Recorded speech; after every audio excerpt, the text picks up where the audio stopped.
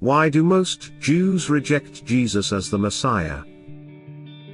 The Jews rejected Jesus because he failed, in their eyes, to do what they expected their Messiah to do: destroy evil and all their enemies and establish an eternal kingdom with Israel as the preeminent nation in the world.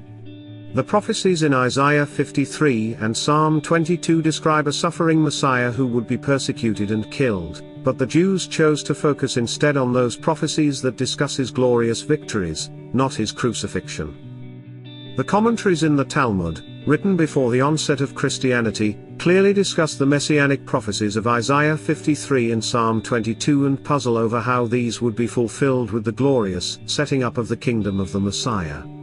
After the Church used these prophecies to prove the claims of Christ, the Jews took the position that the prophecies did not refer to the Messiah, but to Israel or some other person. The Jews believed that the Messiah, the prophet which Moses spoke about, would come and deliver them from Roman bondage and set up a kingdom where they would be the rulers. Two of the disciples, James and John, even asked to sit at Jesus' right and left in his kingdom when he came into his glory. The people of Jerusalem also thought he would deliver them. They shouted praises to God for the mighty works they had seen Jesus do and called out, "Hosanna, save us," when he rode into Jerusalem on a donkey, Matthew 21:9. They treated him like a conquering king.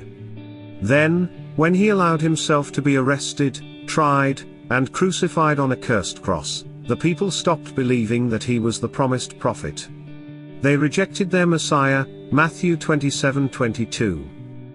Note that Paul tells the church that the spiritual blindness of Israel is a mystery that had not previously been revealed, Romans chapters 9 to 11. For thousands of years, Israel had been the one nation that looked to God while the Gentile nations generally rejected the light and chose to live in spiritual darkness.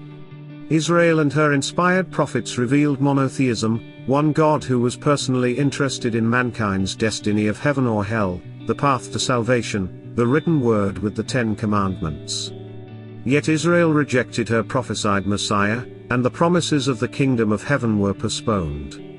A veil of spiritual blindness fell upon the eyes of the Jews, who previously were the most spiritually discerning people. As Paul explained, this hardening on the part of Israel led to the blessing of the Gentiles who would believe in Jesus and accept him as Lord and Savior. 2,000 years after he came to the nation of Israel as their Messiah, Christ is still, for the most part, rejected by the Jews. Many Jews today, some say at least half of all living Jews, identify themselves as Jewish but prefer to remain secular. They identify with no particular Jewish movement, and have no understanding or affiliation with any Jewish biblical roots.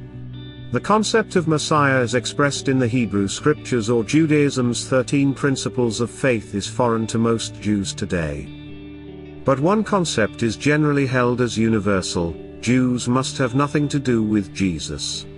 Most Jews today perceive the last 2,000 years of historical Jewish persecution to be at the hands of so-called Christians. From the Crusades, to the Inquisition, to the pogroms in Europe, to Hitler's Holocaust, Jews ultimately believe that they are being held responsible for the death of Jesus Christ and are being persecuted for that reason. They, therefore, reject him today. The good news is that many Jews are turning to Christ today. The God of Israel has always been faithful to keep a remnant of believing Jews to himself.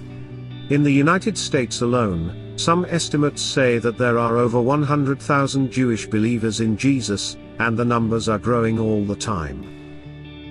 Is Jesus the Messiah?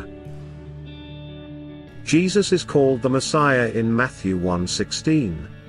In fact, every time someone says, Jesus Christ, he is referring to Jesus as the Messiah, since Christ means Messiah or Anointed One.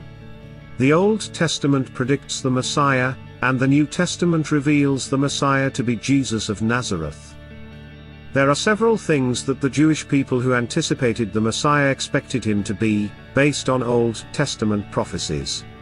The Messiah would be a Hebrew man, Isaiah 9:6, born in Bethlehem, Micah 5:2, of a virgin, Isaiah 7:14, a prophet akin to Moses, Deuteronomy 18:18, a priest in the order of Melchizedek, Psalm 110:4, a king, Isaiah 11:1-4, and the son of David, Matthew 22:42, who suffered before entering his glory, Isaiah 53.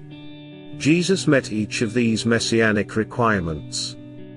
Jesus fulfilled the requirements of the Messiah in that he was a Hebrew of the tribe of Judah, Luke 3:30, and he was born in Bethlehem, Luke 2:4-7, to a virgin, Luke 1:26-27. Another proof that Jesus was the Messiah is the fact that he was a prophet like Moses.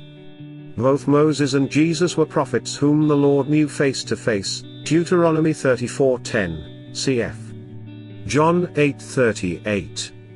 But Jesus is an even greater prophet than Moses in that, while Moses delivered Israel from slavery, Jesus frees us from the bondage of death and sin. Unlike Moses, Jesus didn't just represent God, he is God, John 10:30. Jesus doesn't just lead us to the promised land, he takes us up to heaven for eternity, John 14:1-3. For these and many more reasons, Jesus is a prophet greater than Moses. The Messiah was to have priestly duties, Jesus was not a Levite, and only Levites were allowed to be priests. So how could Jesus qualify?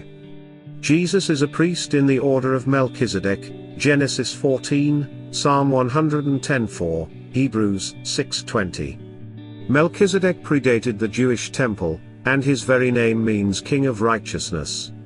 Melchizedek was also called the King of Salem, which means King of Peace, Hebrews 7:2. Melchizedek blessed Abraham, the greater blesses the lesser, Hebrews 7:7, and Abraham gave Melchizedek a tithe. Thus, as a priest in the order of Melchizedek, Jesus is greater than Abraham, see John 8:58, and the Levitical priesthood. He is a heavenly priest who offered a sacrifice that removes sin permanently, not just temporarily covers it. Jesus must also be a king in order to be the Messiah.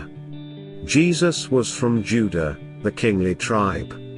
When Jesus was born, wise men from the east came looking for the King of the Jews, Matthew 2:1-2. Jesus taught that he would one day sit on a glorious throne, Matthew 19:28, 25:31. Many people in Israel saw Jesus as their long-awaited king and expected him to set up his rule immediately, Luke 19:11, although Jesus' kingdom is currently not of this world, John 18:36. At the end of Jesus' life, during his trial before Pilate, Jesus did not defend himself except to answer affirmatively when Pilate asked if he was the King of the Jews, Mark 15:2. Another way Jesus fits the Old Testament description of the Messiah is that he was the suffering servant of Isaiah 53. On the cross Jesus was despised and held in low esteem, Isaiah 53:3. He was pierced, verse 5, and oppressed and afflicted, verse 7. He died with thieves yet was buried in a rich man's tomb, verse 9, cf. Mark 15:27, Matthew 27:57-60. There are other ways in which Jesus is shown to be the Messiah. Each of the feasts of the Lord in the Old Testament is related to and fulfilled by Jesus. When Jesus came the first time, he was our Passover lamb, John 1:29, our unleavened bread, John 6:35, and our first fruits, 1 Corinthians 15:20. The pouring out of Christ's Spirit happened at Pentecost, Acts 2:1-4. When Jesus the Messiah returns, we will hear the shout of the archangel and the trumpet of God. It is no coincidence that the first fall festival day is Yom Teruah, the Feast of Trumpets. After Jesus returns, he will judge the earth. This is the fulfillment of the next fall festival, Yom Kippur, the Day of Atonement.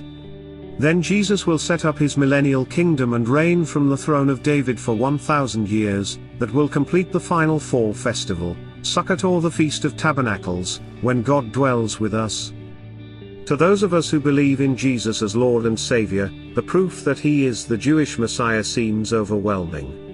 How is it that, generally speaking, the Jews do not accept Jesus as their Messiah.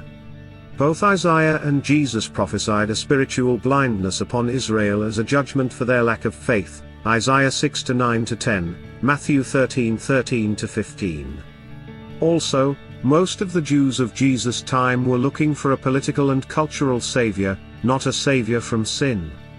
They wanted Jesus to throw off the yoke of Rome and establish Zion as the capital of the world, see Acts 1:6. They could not see how the meek and lowly Jesus could possibly do that.